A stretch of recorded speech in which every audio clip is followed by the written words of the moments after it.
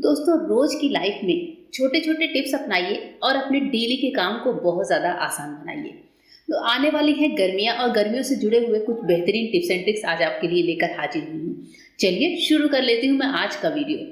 और वीडियो पसंद आते ही बस एक लाइक जरूर करिएगा और अपने कमेंट से मोटिवेट करिएगा। तो दोस्तों हमारी आज की जो सबसे पहली टिप है वो इस तरह के कैप को लेकर है। अब आज चूंकि आपको पता है गर्मी के दिन आने वाले हैं, हमारे बच्चों के, हस्बैंड के, सबके कैप निकला कर आते हैं। पर होता यह है कि कैप को जब हम काफी दिनों तक रख देते हैं तो इस तरह से एकदम फ्लैट सा हो जाता है और माथे पर इसे लगाने पर ये बिल्कुल भी अच्छा नहीं लगता। ऐसे लगता है कि कितना पुराना कैप है। कैप को सही करने के लिए एक मस्त सा टिप लेकर आई हूँ आपके लिए। आप इस तरह का कोई सा भी डिब्बा ले लीजिए, राउंड शेप का डिब्बा होना चाहिए जो आपके कैप के यहाँ पर आगे वाले पार्ट पे इस तरीके से फिट हो जाए। यहाँ पर डब्बे को फिट करेंगे और रबड़ से या फिर कोई भी आप डोरी वगैरह ले लीजिए जिससे आप नॉट लगा सकें। इस तरह से लगाकर आप इसे आधे घंटे के लिए छोड़ दीजिए। आधे घंटे के बाद मैं आपको ये कैप चेक करके दिखाऊंगी कि हमारा कैप कितना सही हुआ है। इसे मैं एक बार साइड रखती हूँ। तो चलिए दोस्तों, आधे घंटे हो चुके हैं। रबड़ को निकालते हैं और डब्बे को हटाकर कैप को चेक कर लेते हैं। तो यहाँ पर मैं आपको कैप दिखा दूं। कैप हमारा बिल्कुल नए जैसा हो गया है और इस तरह से कैप एकदम गोल राउंड शेप का होता है तो देखने में माथे पर बहुत अच्छा लगता है। इसे बच्चे लगाते हैं या बड़े लगाते हैं, दोनों को ही जो है सन रेज जो होती है वो बिल्कुल आईज पर नहीं आती हैं। तो इस तरह से आप भी अपनी पुरानी कैप को सही बना सकते हैं। होप करती हूँ ये टिप पसंद आई होगी। चलिए बढ़ते हैं एक ऐसे ही और टिप की तरफ। हमारी आज की जो नेक्स्ट टिप है वो फ्रिज से जुड़ी हुई है। फ्रिज में, आपके घर में भी जो फ्रिज होता है उसका जो फ्रीजर का पार्ट होता है वो आप देखते होंगे कि इस तरह से आइस जम जाती होगी। और ये जो आइस जमती है ये हमारी अपनी खुद की गलतियों की वजह से जमती है। ये फ्रिज की गड़बड़ी नहीं होती है, ये हम ही कुछ ऐसी गलतियां करते हैं दोस्तों जिससे हमारे फ्रिज में इस तरह की आइस जमी होती है, जिससे कभी कभी तो हमें नाइफ लेकर निकालना पड़ता है या फिर कभी हम अपने फ्रिज को डिफ्रॉस्ट करते हैं या फिर कभी फ्रिज को पूरा ऑफ करके तभी जाकर ये बर्फ निकलकर बाहर आ पाती है।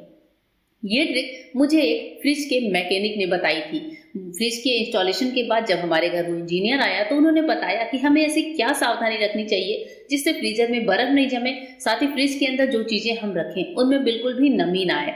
तो मैं हमेशा वही एक काम करती हूँ जिससे मेरा फ्रिज एकदम सेफ होता है और एकदम सुंदर बना रहता है। अब देखिए मैं आपको दिखा रही हूँ, ये मेरे फ्रिज का फ्रीजर वाला पार्ट है।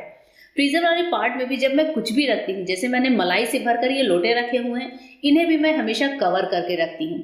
उन्होंने बताया कि जब भी आप फ्रिज में कुछ भी रखो, यहाँ तक कि कोई पॉलिथीन वगैरह भी रखो, उसको अच्छे से बांध कर रखिए। फ्रिज में कुछ भी खुला हुआ नहीं होना चाहिए, चाहे फ्रिज का पार्ट हो या फिर फ्रीजर वाला पार्ट हो। मेरा ये डबल डोर का फ्रिज आप देख रहे हैं, मैंने इसमें एक एक बर्तन, एक एक चीज ढक कर रखी हुई है। अब मेरी आदत से ही पड़ गई है कि मैं अपने हर बर्तन को कवर करके रखती हूँ, चाहे वो छोटी चीज हो, बड़ी चीज हो, हर चीज मैं कवर करके रखती हूँ। इससे होता यह है कि इन चीजों की वजह से हमारे फ्रिज में एक्स्ट्रा नमी नहीं बनती और वो जो नमी नहीं बनती उस वजह से फ्रीजर में आइस भी नहीं जमती। कभी कभी हम यही गलतियां करते हैं कि हम अपने हर बर्तन को खुला हुआ छोड़ देते हैं। अब उस खाने से जो वेपर बनता है वो हमारे फ्रीजर में जाकर इकट्ठा होता है, जिस वजह से आइस जमती है। ये मेरा दूसरा फ्रिज है जिसे मैं आपको दिखा रही हूँ। तो मेरे पास इस तरह के डबल डोर के 2 फ्रिज हैं जो मैं सेम तरीके से इस्तेमाल करती हूँ। मैं हमेशा हर चीज को अच्छे से कवर करके रखती हूँ। कोई पॉलिथीन है तो उसकी नॉट लगा कर रखती हूँ और इस तरीके से मेरा फ्रिज और फ्रीजर दोनों ही सेफ रहते हैं। तो आप भी जो है अपने फ्रिज में इस गर्मियों में आइस जमने से बचा लीजिएगा। अगर आप हर चीज को कवर करके रखेंगे तो फ्रिज में एक्स्ट्रा आइस बिल्कुल भी नहीं जमेगी। बढ़ते हैं अपने नेक्स्ट टिप की तरफ। नेक्स्ट टिप है नाइफ के शार्प करने को लेकर। कभी कभी हमारे ये जो नाइफ्स होते हैं दोस्तों, इनकी धार बहुत ज्यादा कम हो जाती है। सब्जी काटते काटते ये बहुत ज्यादा ब्लंट से हो जाते हैं। अब इनको अगर हम मार्केट में लेकर जाते हैं तो एक एक नाइफ के कम से कम 25 से 30 रुपए खर्च होते हैं। तो क्यों ना कुछ ऐसे उपाय किए जाए जिससे नाइफ की धार को हम घर में ही तेज कर लें। वैसे आपने बहुत सारे तरीके देखे होंगे। कभी आपने इसे फॉयल से रगड़ा होगा, कभी आप इसने कप के पीछे आपने इसकी धार को घुमाया होगा, या फिर कभी हम लोग कांच के ऊपर इनको रगड़ते हैं। तो इस तरह से होता यह है कि नाइफ तेज तो हो जाती है लेकिन हमें चोट लगने का भी डर बहुत ज्यादा होता है।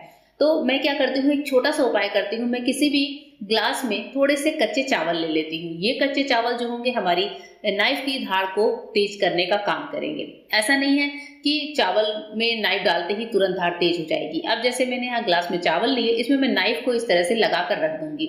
नाइफ को हम जैसे चाहे वैसे निकाल कर यूज करें और पोंछ कर वापस इसी चावल में रख दें। चावल में रखने का काम आपको लगभग हफ्ते 10 दिन तक करना होगा। इस तरीके से चावल के ग्लास में आप अपने नाइफ को यूज़ करिए, पोंछिए इनको और उसके बाद से वापस से चावल में डालकर छोड़ दीजिए। इससे आप देखेंगे कि आपकी जो नाइफ की धार है वो परमानेंट तेज ही रहेगी, कभी भी इनमें ब्लंट नहीं होगा, ना ही नाइफ की धार मोटी होगी। तो चावल में रखने से नाइफ हमारा बहुत अच्छे से, बहुत ईजिली वर्क करता है। आप कभी ये टिप अपना कर देखिएगा कि चावल में रखने से नाइफ जो है कितना बढ़िया तरीके से काम करता है और हमें अलग से इसकी धार को तेज भी नहीं करना पड़ता।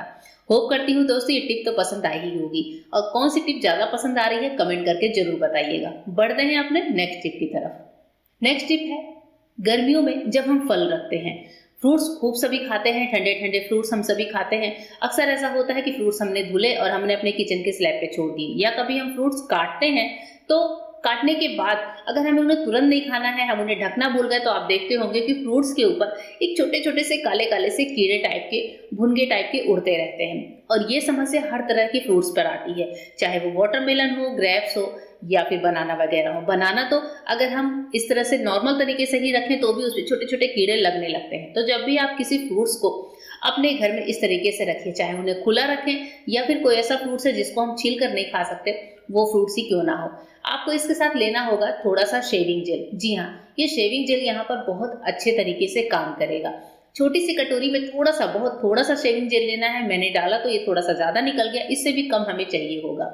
इसके बाद से इस शेविंग जेल को आपको फ्रूट के आसपास ही छोड़ देना है, जहां चाहे वहां पर आप छोड़ दीजिए। फ्रूट के एक किनारे आपको इस शेविंग जेल को छोड़ना होगा। अब आप देखेंगे कि फ्रूट्स के ऊपर लगने वाली जो छोटी छोटी कीड़े होते हैं, जो छोटी छोटी मक्खियां होती हैं, वो इस शेविंग जेल में आकर चिपक जाएंगी। अगर आपने इसे 2 से 3 घंटे रख कर देख लिया तो आपको निसंदेह इस पर छोटे छोटे कीड़े चिपके हुए मिलेंगे। गर्मियों के दिन में ये समस्या ज्यादा आती है। गर्मियों के दिनों में जब हम किचन में अपने फ्रूट्स को रखते हैं तो ये परेशानी आपको नेक्स्ट बिल्कुल भी नहीं होने वाली है। और बाद में इस शेविंग जेल को आप हटाकर अपने फ्रूट्स को इस्तेमाल कर लीजिए। नेक्स्ट टिप है दोस्तों, हमारी ये मेकअप स्पॉन्ज की क्लीनिंग को लेकर। हमारे पास ये मेकअप स्पॉन्ज होते हैं, आजकल हर फीमेल के पास होते हैं, चाहे वो वुमेन हो या फिर गर्ल हो। ये मेकअप स्पॉन्ज यूज करते करते बहुत ज्यादा गंदे से हो जाते हैं, ऑयली से हो जाते हैं। इसको क्लीन करने का बहुत अच्छा सा उपाय आपके साथ शेयर कर रही हूँ कि आपको नया मेकअप स्पॉन्ज खरीदना नहीं पड़ेगा। इसके लिए आप एक कटोरी में थोड़ा सा सॉल्ट ले लीजिए। सॉल्ट कोई सा भी ले सकते हैं, घर में आपके जो नमक इस्तेमाल होता हो वही नमक ले लीजिए। तो लगभग 1/4 चम्मच नमक ले लिया है मैंने। और नमक के बाद हम यहाँ पर लेंगे गर्म पानी, अच्छा वाला गर्म पानी लेंगे खौलता हुआ, और इसमें डाल देंगे अपना मेकअप स्पॉन्ज। स्पॉन्ज को डुबाकर, वैसे स्पॉन्ज पूरा डूबता नहीं है, फिर भी इसे इस तरह से डुबाकर और आप छोड़ दीजिए 30 से 40 मिनट के लिए। और आप देखेंगे कि 30 मिनट में हमारे स्पॉन्ज की जितनी गंदगी है वो सारी घुलकर पानी में आ जाती है। गर्म पानी और नमक की वजह से स्पॉन्ज की क्लीनिंग होती है बहुत ही बेटर तरीके से। तो इसे मैं एक बार 40 मिनट के लिए छोड़ती हूँ और फिर आपको दिखाती हूँ कि हमारा स्पॉन्ज कितना क्लीन होता है। 40 मिनट के बाद आप देख रहे हैं पानी सारा स्पॉन्ज ने सोख लिया है। स्पॉन्ज के ऊपर एक गंदगी की एक वाइट वाइट लेयर से जम गई है। जब मैं इसे निचोड़ रही हूँ तो आप देख रहे हैं कि कितना ज्यादा गंदगी निकल रही है। इसके बाद से इस स्पॉन्ज को 1 से 2 बार और हम गर्म पानी से वॉश कर लेंगे। आप चाहें तो हल्के से डिटर्जेंट का इस्तेमाल कर लें। और अभी मैंने यहाँ पर इसे दूसरे बर्तन में रखा है, वापस से मैं हल्का सा गर्म पानी डाल रही हूँ। गर्म पानी में डालने के बाद 1 से 2 बार और निचोड़ते ही स्पॉन्ज हमारा बिल्कुल क्लीन हो जाएगा। आप चाहें तो थोड़ा सा कोई लिक्विड सोप यूज कर सकते हैं या डिश वॉश जेल यूज कर सकते हैं। इसके बाद से हमारा स्पॉन्ज जो है बिल्कुल बहुत ही बढ़िया तरीके से क्लीन हो जाएगा। और हाँ, इस स्पॉन्ज को क्लीन करने के बाद अच्छे से इसको निचोड़ कर सुखाना मत भूलिएगा। अच्छे से सुखाने के बाद तभी आप इसका इस्तेमाल करिएगा, जिससे ये बढ़िया तरीके से डिसइंफेक्टेड हो जाता है। तो दोस्तों, कैसी लगी आज की टिप एंड ट्रिक्स जरूर बताइएगा। फिर मिलती हूँ मेरे नए वीडियो में, तब तक के लिए गुड बाय, थैंक यू।